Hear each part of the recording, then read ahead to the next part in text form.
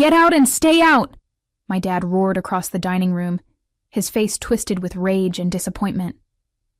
The Thanksgiving turkey sat untouched between us as his words echoed off the walls of our family home in San Diego.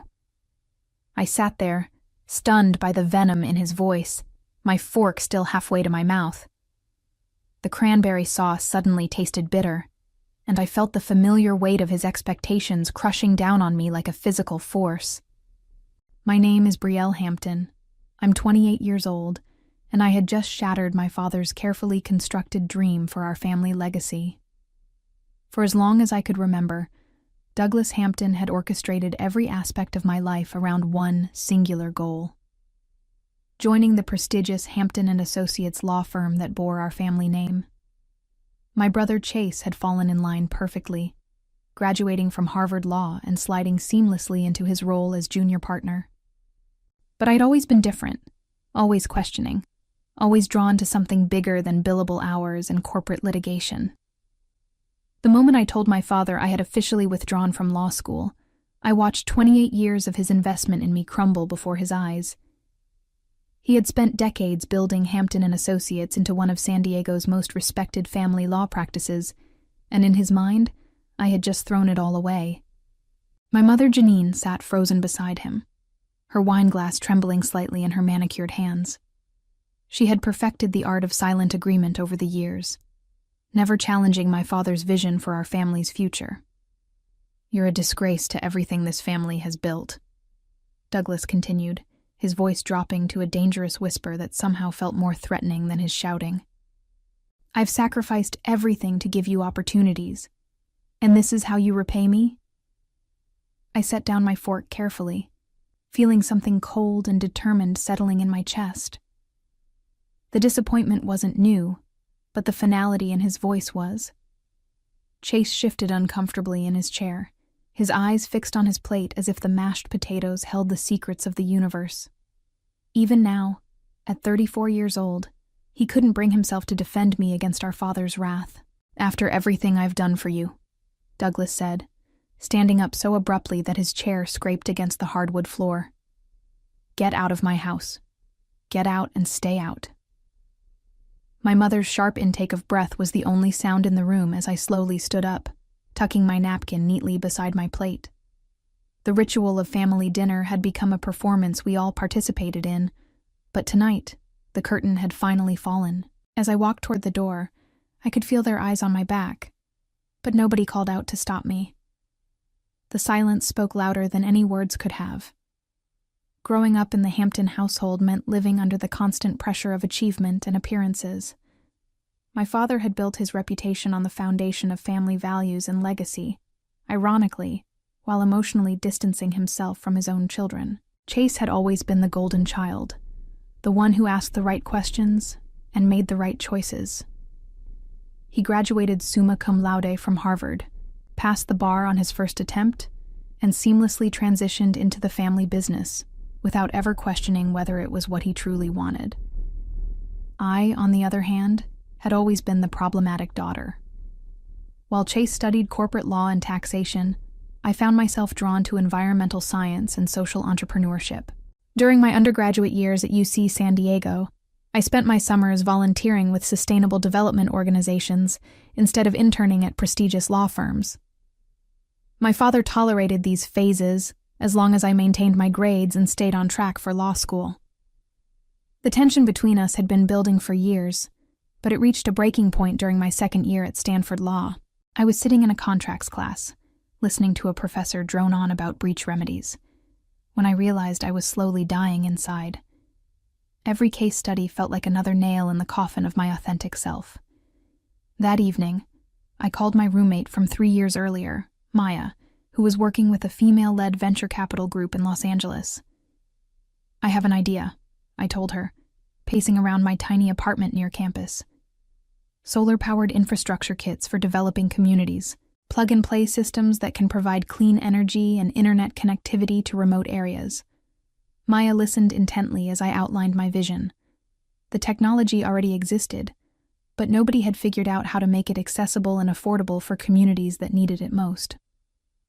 I had been researching the concept for months, sketching out business models on napkins and staying up late, reading about microfinance and social impact investing. "You should pitch this to Viridian Capital," Maya suggested. "They're looking for exactly this kind of innovation." That conversation changed everything.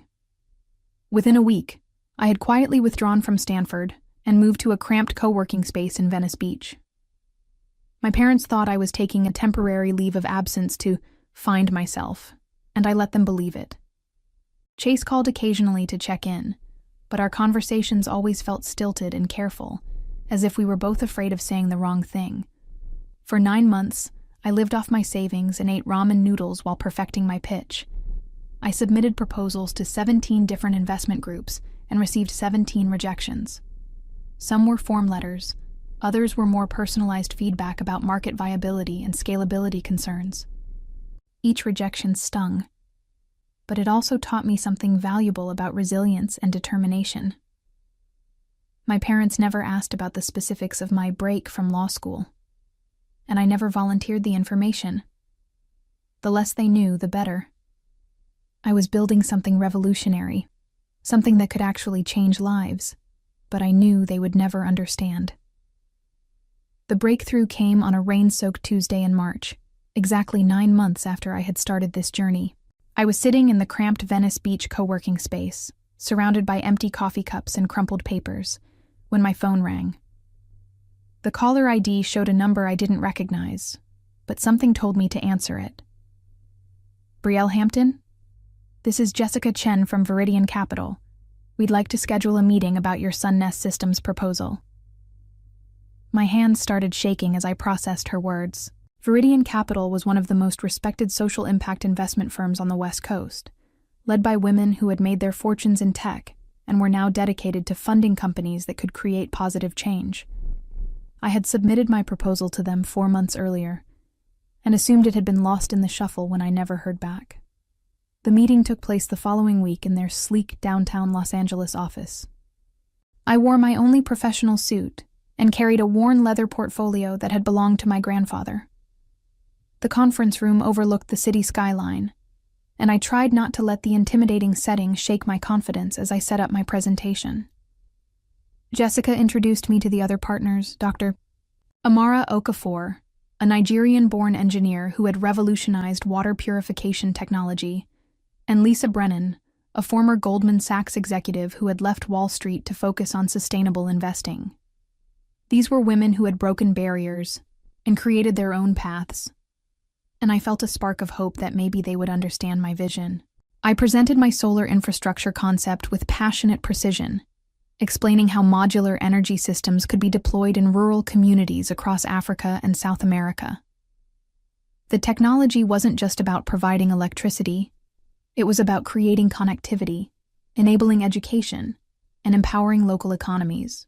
Each kit would include solar panels, battery storage, LED lighting, and satellite internet capability, all packaged in a weatherproof unit that could be assembled by local technicians.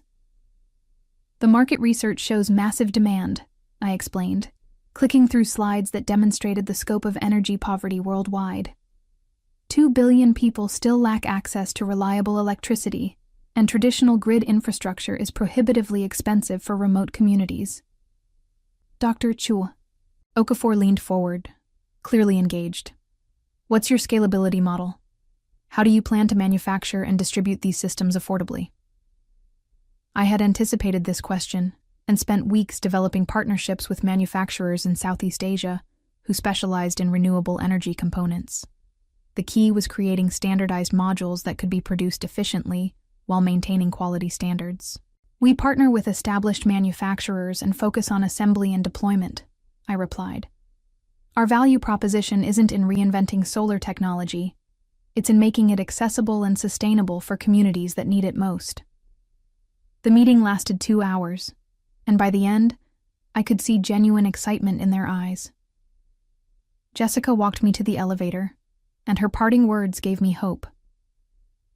"We'll be in touch soon. This is exactly the kind of innovation we're looking for." That evening, I called Maya to share the news, but I didn't tell my family. They still thought I was taking a temporary break from law school. The The call from Viridian Capital came 3 weeks later, and it changed everything. Jessica's voice was warm but professional as she delivered the news that would transform my life. Brielle, we'd like to offer Sunnest Systems $30 million in Series A funding, with an additional commitment for Series B if you hit your first-year deployment targets. I nearly dropped the phone. $30 million. It was more money than I had ever imagined, enough to launch operations across 3 continents and establish the manufacturing partnerships we needed to scale rapidly. The terms were generous, too. Viridian would take a 40% stake in the company, leaving me with controlling interest and the freedom to operate according to my vision. There's one condition, Jessica continued. We want you to accept a position on the California Renewable Council. It's a state advisory board that evaluates green energy initiatives and distributes federal grants. Your expertise would be valuable, and it would give Sunnest Systems additional credibility in the market. The California Renewable Council was prestigious, composed of leading experts in sustainable technology and environmental policy. Membership was by invitation only, typically reserved for executives with decades of experience. At 28, I would be one of the youngest appointees in the council's history. I'm honored, I replied, still processing the magnitude of what was happening. When would I start? Immediately. We're announcing the funding next month, and the council appointment will be part of the press release.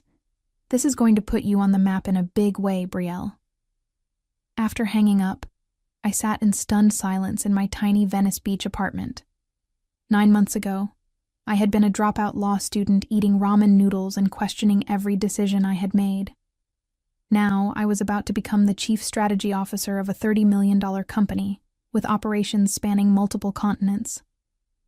The next few weeks passed in a blur of legal documents, media interviews, and strategic planning sessions. Viridian's team helped me establish a proper corporate structure, hire key personnel, and begin the process of setting up manufacturing partnerships. I moved out of my cramped apartment and into a modern loft in Santa Monica, finally able to afford furniture that didn't come from thrift stores. The press coverage was overwhelming. TechCrunch featured Sunnest Systems as one of the top social impact startups to watch, and Forbes included me in their 30 under 30 list for social entrepreneurship. The attention was gratifying but also surreal. I kept expecting someone to tap me on the shoulder and tell me there had been a mistake. Through it all, my family remained oblivious to my success. I had perfected the art of deflecting their questions about my plans, giving vague answers about exploring opportunities, and taking time to figure things out. My father had stopped asking altogether after our last uncomfortable phone conversation, when he had again suggested I consider returning to law school before it was too late. Chase called occasionally, but our conversations felt increasingly distant. He was busy with a high-profile divorce case that was generating significant media attention for Hampton and Associates, and I could tell he was frustrated by my apparent lack of direction. In his mind, I was wasting my potential while he was building his career and contributing to the family legacy. "Dad's really worried about you," he said during one of our rare phone calls. "He thinks you're having some kind of quarter-life crisis." I almost laughed at the irony. While my father was worried about my supposed crisis, I was building something that would outlast his law firm by decades. But I kept that knowledge to myself, knowing that the revelation would be sweeter if it came as a complete surprise. The California Renewable Council position was officially announced in October, generating another wave of media coverage. My appointment was noted in several legal publications, including the California Bar Journal. But I didn't think my family paid attention to environmental news. The gap between my public success and my family's perception of my failure was growing wider every day. As Thanksgiving approached, the tension between my two worlds became almost unbearable. In the business world, I was being recognized as an innovative leader in sustainable technology. Sunnest Systems had deployed our first pilot programs in Kenya and Guatemala, providing clean energy to over 5,000 people in remote communities. The success stories were pouring in. Children studying by LED light, Instead of dangerous kerosene lamps, small businesses operating refrigeration units for the first time, and community centers offering internet access for education and communication. But to my family, I was still the disappointing daughter who had thrown away her legal career for undefined pursuits. The disconnect was painful, especially when I received updates about Hampton & Associates' continued growth and success. My father had recently been honored by the San Diego Bar Association for his contributions to family law, and Chase was being considered for partnership ahead of schedule. I found myself caught between the desire to share my achievements and the strategic value of maintaining my secret. Part of me wanted to prove to my father that I had made the right choice, that dropping out of law school had led to something far more meaningful than partnership in his firm. But another part of me recognized that the element of surprise would be more powerful than gradual revelation. The week before Thanksgiving, I made a decision that would change everything. I purchased a $7 million oceanfront mansion in Malibu, complete with floor-to-ceiling windows overlooking the Pacific Ocean and a private beach access. The house was a symbol of my success, but more importantly, it was a statement of independence. I was no longer the lost daughter living on borrowed time and good intentions. The real estate transaction generated its own media attention, as celebrity news outlets speculated about the young tech executive who had purchased one of Malibu's most exclusive properties. The attention made me nervous, but I assumed my family was too focused on their own concerns to notice entertainment news about property purchases. I spent the days leading up to Thanksgiving carefully preparing for what I knew would be a difficult conversation. My family expected me to announce my plans for returning to law school, or at least acknowledge that my experimental phase had failed. Instead, I was going to tell them the truth about my withdrawal and let them draw their own conclusions about my current situation. The morning of Thanksgiving, I drove from Malibu to my parents' house in La Jolla, taking the scenic coastal route that had always calmed my nerves. The familiar neighborhoods looked different now that I was viewing them from a position of financial success rather than dependence. I parked outside the house where I had grown up, noting how modest it seemed compared to my new Malibu estate. My mother greeted me at the door with her usual mixture of affection and concern. "Brielle, you look wonderful. How are you feeling about everything?" Everything was her diplomatic way of referring to my extended absence from law school, without acknowledging the growing elephant in the room. I hugged her and followed her into the kitchen, where the familiar sounds and smells of Thanksgiving preparation transported me back to childhood memories of family gatherings that had felt warmer and more genuine. Chase arrived with his girlfriend Kelly, a fellow attorney who worked at a competing firm. They made the perfect legal power couple, discussing recent cases and bar association politics with the easy confidence of people who had never questioned their career paths. Kelly had always been polite to me, but I could sense her confusion about my current status as the family disappointment. As we gathered around the dining room table, I knew this would be the last Thanksgiving where my family saw me as a failure. The conversation I had been dreading began innocently enough, as family conversations often do. We had finished the main course, and my mother was clearing plates while my father poured wine with the ceremonial precision he brought to everything. Chase and Kelly were discussing a recent Supreme Court decision that could impact family law practices, and I found myself genuinely interested in their analysis despite my own divergent path. "Brielle," my father said suddenly, turning his attention to me with the focused intensity that had intimidated me since childhood. "I've been patient about this whole sabbatical situation, but we need to talk about your plans. Spring semester starts in 2 months, and if you're going to re-enroll at Stanford, we need to handle the paperwork soon." The assumption in his voice was clear. Of course I would be returning to law school, because what other reasonable option could there be? My mother nodded encouragingly from the kitchen doorway, clearly hoping this conversation would resolve the uncertainty that had been hanging over our family gatherings. "Actually, Dad," I said, setting down my wine glass carefully, "I'm not taking a sabbatical. I officially withdrew from Stanford 8 months ago." The silence that followed was deafening. Kelly stopped mid-sentence in her conversation with Chase, and I could see my mother's face pale as she processed what I had just said. My father's expression shifted from confusion to anger so quickly that I almost flinched. "You what?" he said, his voice dangerously quiet. "I withdrew from law school," I repeated, meeting his gaze directly.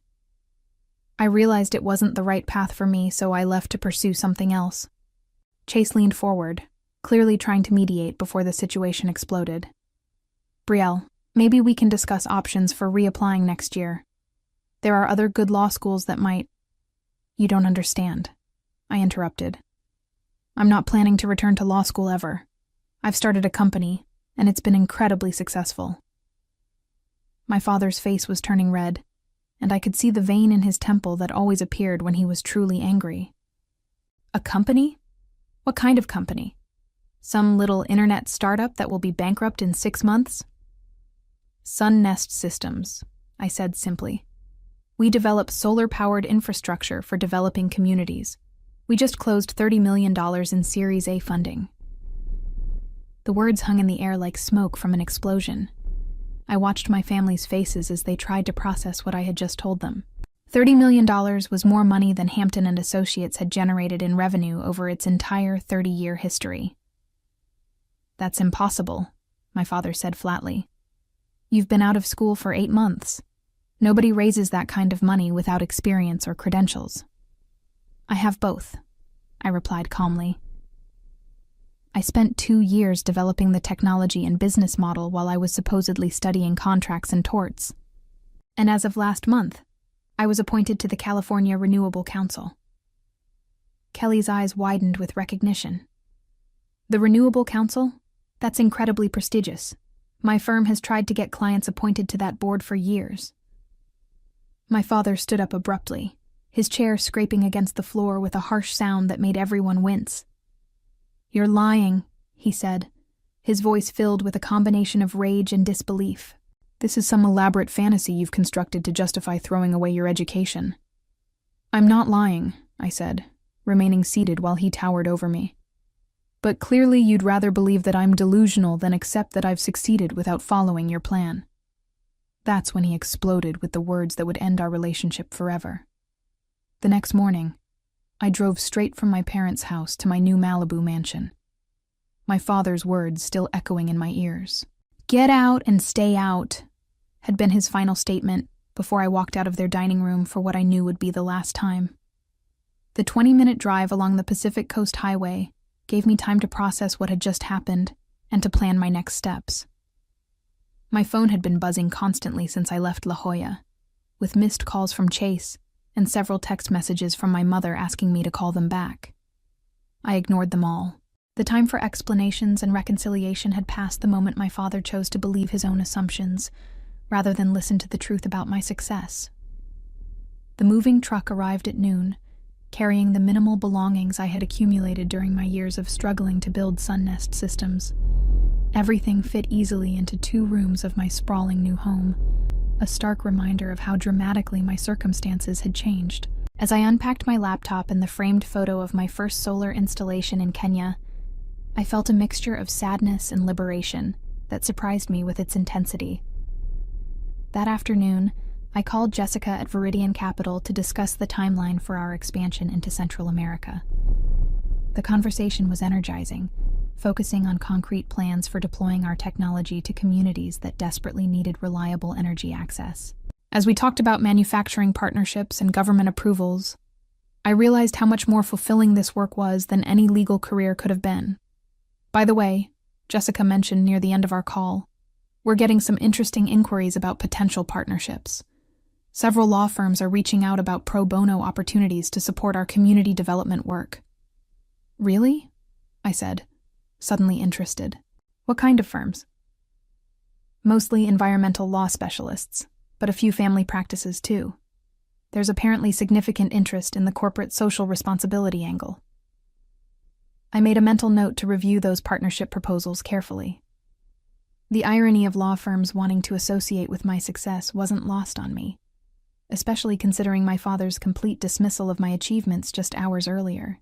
3 weeks after Thanksgiving, I was reviewing grant applications in my home office when my assistant called with an urgent update. "Brielle, I thought you should know that Hampton and Associates submitted an application for the State Renewable Energy Grant Program. They're requesting $2 million for a sustainability initiative. I almost laughed out loud. Hampton and Associates had never shown any interest in environmental issues during my entire childhood. The fact that they were suddenly pursuing green energy grants seemed like a transparent attempt to capitalize on the growing market for sustainable legal services. What's the nature of their application? I asked, pulling up the California Renewable Council database on my computer. They're proposing to establish a pro bono legal clinic focused on environmental justice issues. The grant would fund 3 years of operations, including staff salaries and community outreach programs. As a council member, I had access to review all grant applications before they were evaluated by the full committee. I opened Hampton and Associates' submission and read through it carefully, noting the ambitious goals and impressive-sounding initiatives.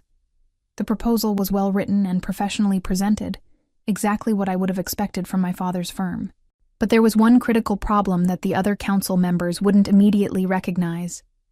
Hampton and Associates had no experience in environmental law, no existing relationships with environmental justice organizations, and no track record of supporting sustainable initiatives. The application was essentially a request for $2 million to enter a field they had never shown interest in pursuing. More importantly, there was a clear conflict of interest that would disqualify their application automatically. I scrolled to the bottom of the council database entry and found the field I was looking for. Potential conflicts. I typed carefully, knowing that my words would determine the fate of my father's grant application. Sunnest Systems Executive Relationship, I wrote, adding my name and title for clarity. The rejection would be swift and public, visible to everyone in San Diego's legal community.